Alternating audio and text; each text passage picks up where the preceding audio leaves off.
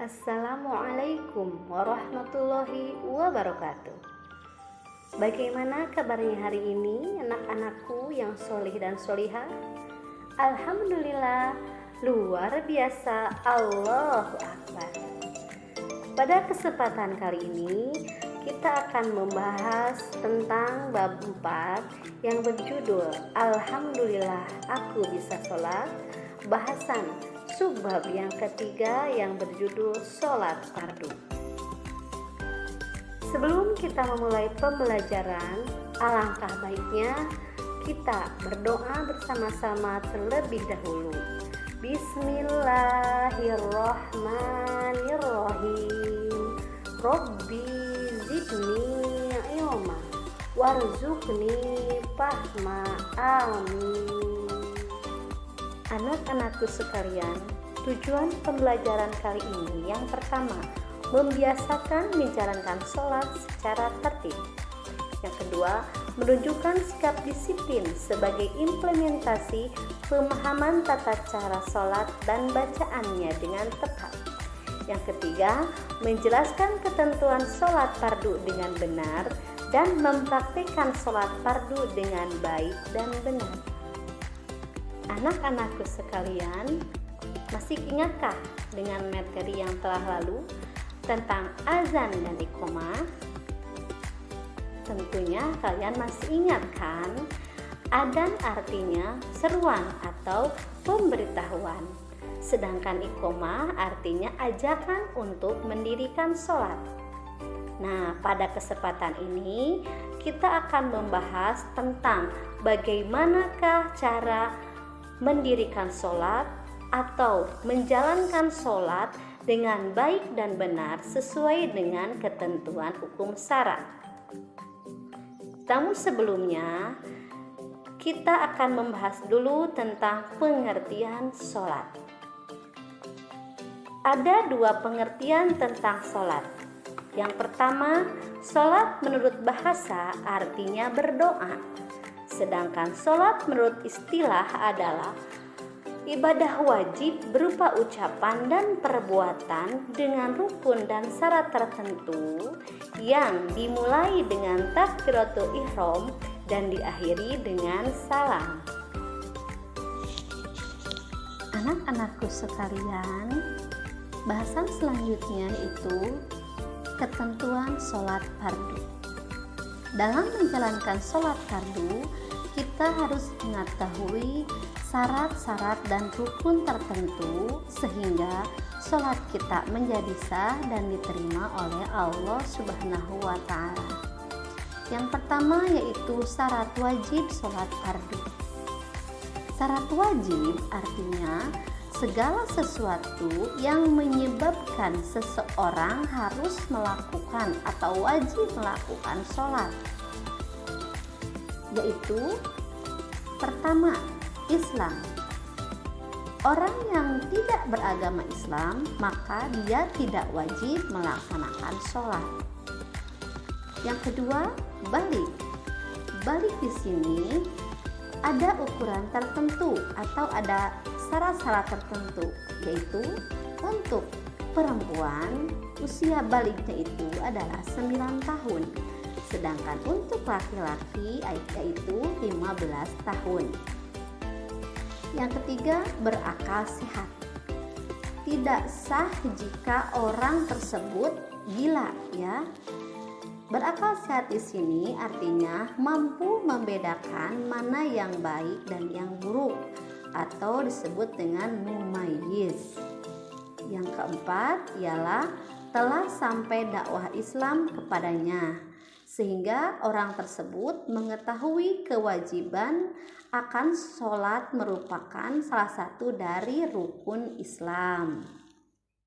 Ketentuan sholat berikutnya yaitu syarat sah sholat fardu. Syarat sah sholat fardu adalah syarat-syarat yang harus dipenuhi oleh seseorang untuk menjadikan sholatnya diterima oleh Allah berdasarkan syarat. Syarat sah sholat fardu diantaranya 1. Telah masuk waktu sholat. Tidak sah seseorang apabila sholatnya belum memasuki waktu sholat. Yang kedua, suci dari hadas kecil dan hadas besar. Hadas kecil bisa suci dengan cara kita berwudu, sedangkan hadas besar bisa suci dengan cara mandi besar.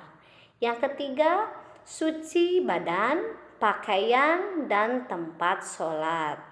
Nah, anak-anakku, sebelum kita sholat, pastikan dulu bajunya itu sudah bersih dari najis, dari kotoran, supaya sholat kita itu menjadi sah. Jangan lupa tempat sholatnya kita bersihkan dulu, jangan ada najis dan kotoran. Yang keempat, menutup aurat. Batasan aurat untuk para kaum perempuan yaitu seluruh anggota badan kecuali wajah dan telapak tangan. Sedangkan untuk laki-laki auratnya itu antara pusar dan lutut. Syarat selanjutnya yang kelima yaitu menghadap kiblat. Kiblat orang Islam yaitu Ka'bah. Sehingga pastikan kita ketika kita sedang sholat benar-benar menghadap kiblat. Dan yang terakhir yaitu mengetahui tata cara sholat. Dengan mengetahui tata cara sholat, maka kita sholatnya akan diterima oleh Allah Subhanahu wa Ta'ala. Setelah kalian mengetahui syarat wajib sholat, syarat sah sholat, kini kita bahas tentang rukun salat fardu. Rukun salat fardu artinya segala sesuatu yang harus dilakukan atau dipenuhi pada saat kita melakukan sholat. Rukun salat fardu diantaranya yang pertama adalah niat. Yang kedua, berdiri bagi yang mampu. Kalau seseorang tidak mampu berdiri, maka sholatnya diperbolehkan dengan cara duduk, terbaring, terlentang, ataupun dengan isyarat. Yang ketiga, takbiratul ihram. Yang keempat, membaca surah Al-Fatihah. Apabila seseorang lupa dengan membaca Al-Fatihah, maka sholatnya tidak sah. Yang kelima, ruku. Ruku dilakukan dengan cara tumaninah. Tumaninah artinya tenang. Jadi ketika kita sedang ruku tidak boleh tergesa-gesa. Yang keenam, i'tidal dengan tumaninah. Yang ketujuh, sujud secara tumaninah. Rukun salat fardu yang ke-8 yaitu duduk antara dua sujud. Yang ke-9, duduk tasyahud akhir.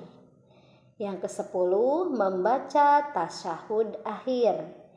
Yang ke-11, membaca sholawat atas Nabi Muhammad SAW pada tasyahud akhir. Yang ke-12, membaca salam. Dan yang terakhir, yang ke-13 yaitu tertib. Tertib artinya mendahulukan perbuatan yang di awal dan mengakhiri perbuatan yang harus di akhir. Artinya sholat itu harus dilakukan secara berurutan. Tidak akan sah sholatnya apabila gerakan atau bacaannya tidak dilakukan secara tertib. Ketentuan sholat fardu selanjutnya itu melaksanakan sunnah-sunnah sholat fardu. Dalam gerakan sholat maupun bacaan sholat ada yang namanya sunnah. Nah, sunnah di sini terbagi dua. Yang pertama sunnah abad dan yang kedua sunat hayat. Sunnah abad diantaranya adalah al-tasyahud awal. B. Duduk tasyahud awal. C. Membaca sholawat Nabi Muhammad ketika tasyahud awal. D. Membaca sholawat untuk keluarga Nabi Muhammad ketika tasyahud akhir. Nah, sunat ab'ad artinya sunat yang apabila tidak dikerjakan maka kita harus menggantinya dengan sujud sahwi. Sunnah dalam sholat berikutnya yaitu sunnah hayat. Sunnah hayat di sini artinya apabila kita lupa tidak mengerjakannya maka kita tidak diwajibkan untuk sujud sahwi. Di antaranya yaitu yang A. Mengangkat tangan ketika takbiratul ihram, ruku, bangun dari ruku, dan ketika berdiri setelah tasyahud awal. Yang B. Membaca doa iftitah. Yang C. Membaca ta'awuz. Yang D. Membaca amin setelah selesai membaca al-fatihah.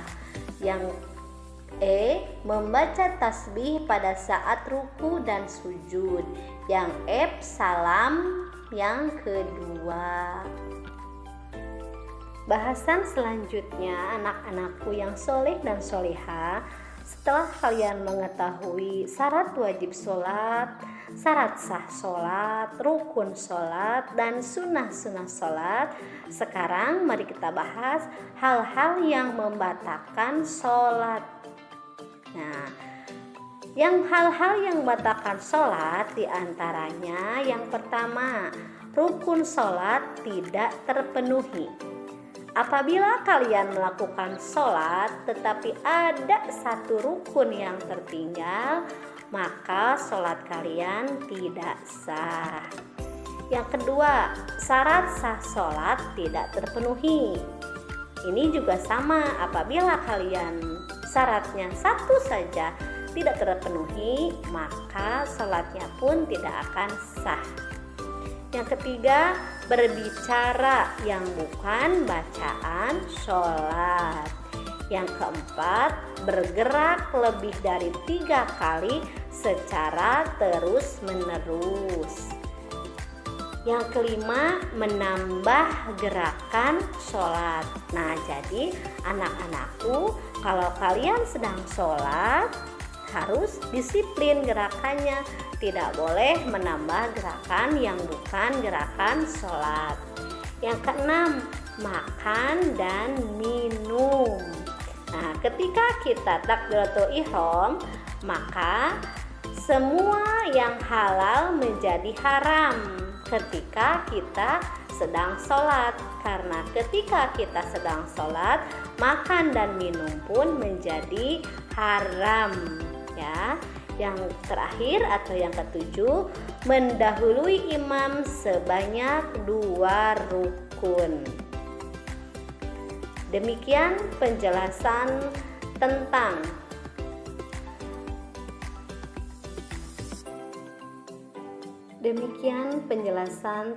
pengertian sholat fardu dan ketentuan pelaksanaan sholat fardu. Mohon maaf atas segala kesalahan dan kekurangannya. Akhirul kalam, assalamualaikum warahmatullahi wabarakatuh.